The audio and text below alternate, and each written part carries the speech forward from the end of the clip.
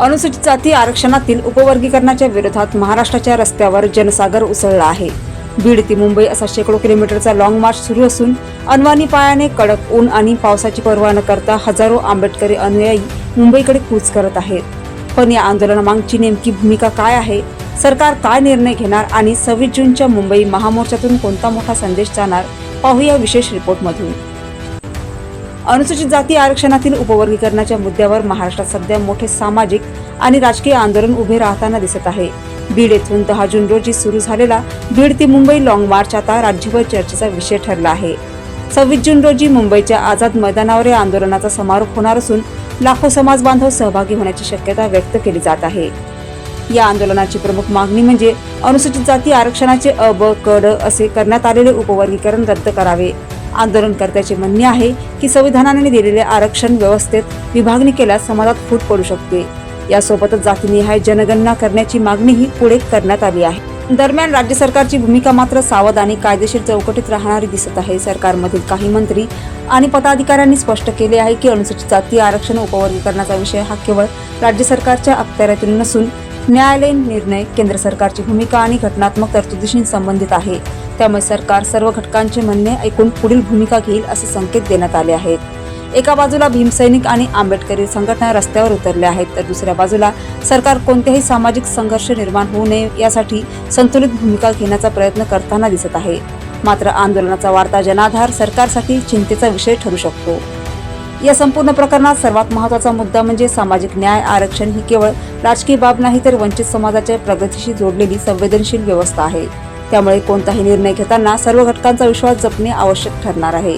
आता सर्वांचे लक्ष 26 जूनच्या मुंबईतील महामोर्चाकडे लागले आहे. सरकार आंदोलनकर्त्याशी संवाद साधून मार्ग काढते की संघर्ष आणखी तीव्र होतो, हे येणारे काही दिवस ठरवतील.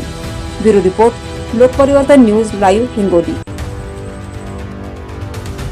आरक्षण उपवर्गीकरणाच्या विरोधामध्ये निघालेला लॉंग मार्च हा आज पुण्यामध्ये पोहोचलेला आहे.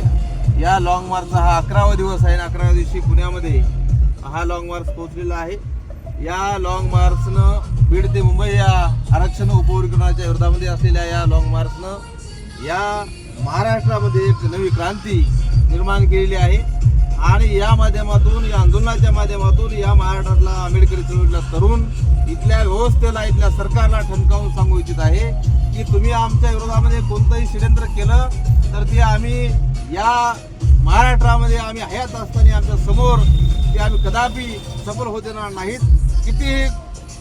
किती कपट केलं, किती षड्यंत्र केलं, किती आमच्या विरोधामध्ये कटकारस्थान तुम्ही केले तरी ते प्रत्येक कपट, ते प्रत्येक षड्यंत्र हाणून पाडण्याची ताकद, क्षमता या महाराष्ट्रातल्या आंबेडकर चळवळीतल्या तरुणामध्ये आहे.